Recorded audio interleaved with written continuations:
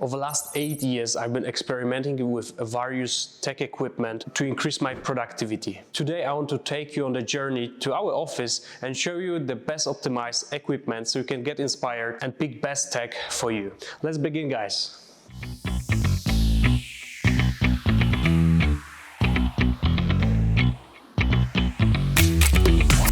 If you're new to this channel, hi, I'm Jakob, Wolitzki, co-founder of 7-figure agency DataDoe. In this series of videos, I'm pretty much sharing the journey, insights, tips, how to run a successful 7-figure agency so you can just watch it, get inspired, and hopefully run it on your own. So I already covered our office tour in this video, so we won't be going everywhere. However, you may just see it again. All right, let's start our journey here. So this is our main open space for developers and project managers. This is where all of the magic happens. And as I mentioned, today we'll be just going through the equipment so you can pretty much get inspiration. So I've already prepared some of the stuff over there. This is pretty much various iterations that we went through. Our journey started just by buying random stuff online. Pretty much we were asking our developers, hey, what do you think is best for you to use? They were just sending us some links. We were just buying it without really thinking about that. Over the last years, we realized that this is not the case and we shouldn't do that. We should really standardize the equipment for everyone. So if someone leaves and then the new team member joins, it just fits for them. Let's start maybe with overall basic equipment such as desk, chair, screen, a laptop stand, and so on. So as you see here, pretty much everywhere, when it comes to chair, we decided to go with the very basic thing.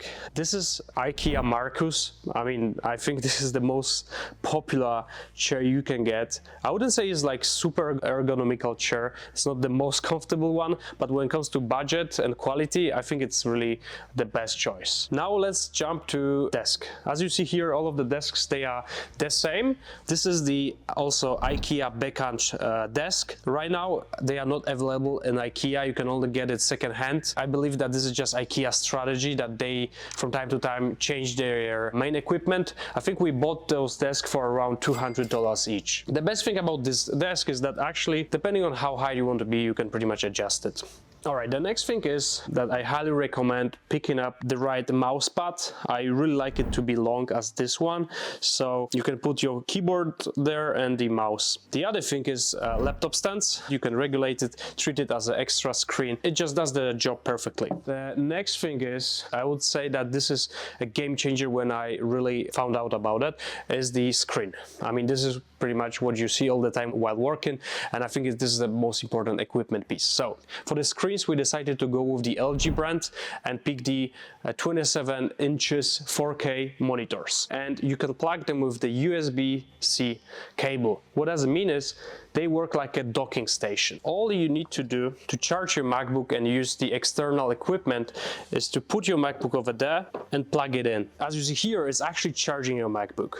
And as you see here, you can plug multiple devices here with USB connectors. Now let's go and talk about the mouse and keyboard. We've been trying a lot of various equipment tech and finally decided on one set. When we started, we really didn't care. We just asked for various choices of our developers and they were picking random stuff, like for example here, this is the mechanical keyboard, the Logitech gaming mouse on a cable, so we clearly didn't care. Logitech was kind enough to send me their MX series keyboard and mouse. I'm not gonna lie, this is a brilliant tech. So eventually we were trying their full-size keyboard with the numpad and the version without it, which I personally prefer. The good thing about this is that this keyboard is designed in the same layout as the classic Magic keyboard. What I mean by that is we run our company on MacBooks, which we'll jump to it in a second, and on the Mac keyboard layout you have 4 keys on the left side, and then if you just jump to various keyboards, for example as this mechanical one, you have 3 of those, right, with the Windows logo. So sometimes it might be very not comfortable to use this. Like personally, I just can't use normal keyboard without 4 keys on the left side. So that's why this Logitech keyboard is so good, because you can pretty much use it as the typical Apple keyboard. Now for the mouse, I would say it's a similar story. So we've been trying Apple mouse. I personally hate them. I don't know why, like this Magic Mouse, for me it just doesn't work. However, Logitech was kind enough to send me those back in the times when I was influencer, so this is not sponsored. We go with the MX Master 3, MX Master 2S, like depending on the version, it's just the MX Master mouse. And the best thing about those is that you can set up your Mac gestures on that, which I think is brilliant. At some point we decided to, okay, we don't need to have the $120 mouse. We just will go with also Logitech, however, a little bit cheaper version, and this one is M650L, and in the end we decided to stick with them. They are very nice. They don't have many additional buttons. They're working on the Bluetooth, so there are no cables. Very good, very productive. Personally, in the end, we love them. After many trial and errors, we decided to go with the Logitech MX keys and Logitech M650L. This is our go-to setup for every developer, every project manager who is joining our team. Let's talk about PCs. I come from Windows. I've been using Windows my whole life. However, when it comes to programming, there's nothing better than Linux. There's nothing better than Unix system. So when I was in the university, I remember I had the MSI laptop with Windows, with dual boot system, Ubuntu. And when it comes to coding projects, Windows just sucked. I'm not sure how it is right now, but I assume that it's similar. It was always better to go with the Ubuntu and run my coding projects. For some reason, I just couldn't run them locally on my Windows. So therefore, when it comes to being a freelancer, being a developer, I think it's just much better to go with the MacBook.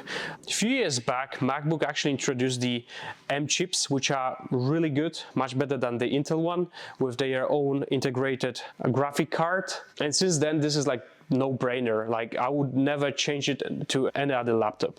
So this one is actually just a simple M1 Pro. However, depending on the time that we have a new team member joining, we just go with the newest M chip Pro for coding. And we never had any issues with that. Like, all of the projects, they run smoothly. You can run as many Dockers as you want. They are super fast, super efficient. And for some reason, it just works. Apple does a brilliant work of making the tech equipment that just run very smoothly. Speaking of Apple, when it comes to headphones, a lot of our team members, they additionally have iPhones, and they have noise cancelling headphones. Those are actually Apple AirPods Pro, great to work with active noise cancelling. The best thing about those is that when you have your iPhone and MacBook and you put them on, it automatically detects which device you are using, and it automatically changes. Most of the times it works. Sometimes I had some issues with that. I believe that if you're watching and using the same, you know what I mean. It's a great piece of tech, and I highly recommend you. The other headphones which I definitely can recommend, I'm actually using the old model. I know that there are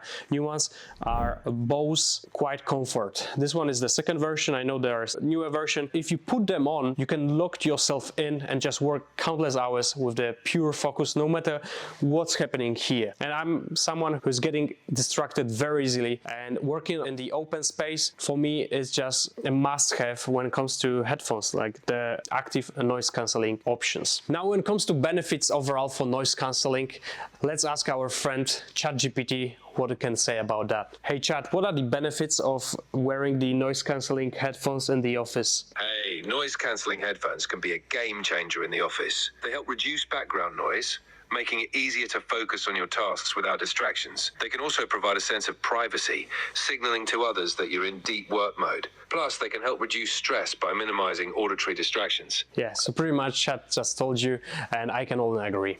All right, so this would be it for our developers and project managers. Now let's go to other rooms in our office. We have a little bit different equipment there, so I guess there will be also something interesting for you. It's actually 9 p.m., but there are still some employees. Rafi is here.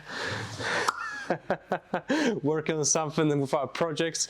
Let's not disturb him, let's go there. By the way, we have some merch here. I actually copied it from one of our clients. It's actually a pretty nice idea, especially if someone is joining here or visiting us. We just display our merch over there. Our business cards, they're quite thin.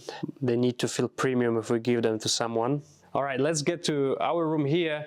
Like, we won't be spending that much time here. I just want to show you especially the screens and the chairs on how we work here. So there's this company Autonomous AI, again, no affiliation at all. We can actually set up this for various options. I really like doing my work while I'm standing, especially when I'm on the calls. Autonomous AI, Ergo chair.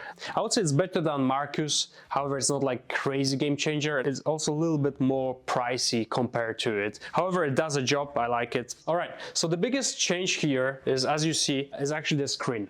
This is also the LG screen, 34 inches. Ultra wide. I prefer this one than the 27. If I had 27, I probably would use two of them.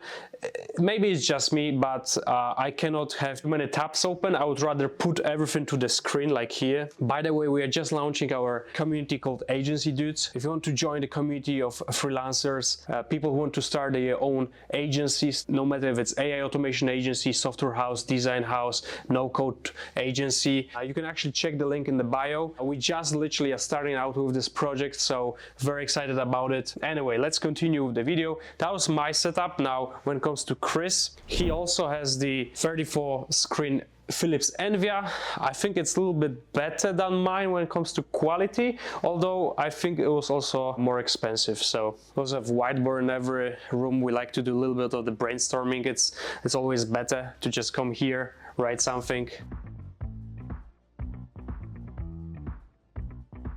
Let's go to the podcast studio. So when it comes to podcast studio, you've probably seen it on other videos. I'll be very quick here. I mean, it's podcast studio and meeting room.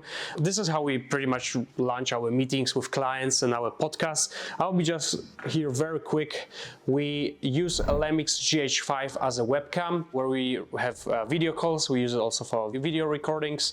Basically, the way it works as a webcam is that we have this Camlink connector. So it automatically converts it to MacBook and you can use it as your webcam. And when it comes to the audio, this is Shure MV7 Plus. We recently did the upgrade from Blue Yeti. Very popular microphone, very good one. However, I would say MV7 Plus is much better than the previous one. We are finishing in the conference room. Here we don't have any fancy equipment, just a 65 inches TV for the video calls with our team, with our clients, and a huge whiteboard for brainstorming. Thanks a lot for watching, guys. Let me know in the comments what you want us to record next. Join our community, Agency Dudes, like and subscribe, and I see you in the next one.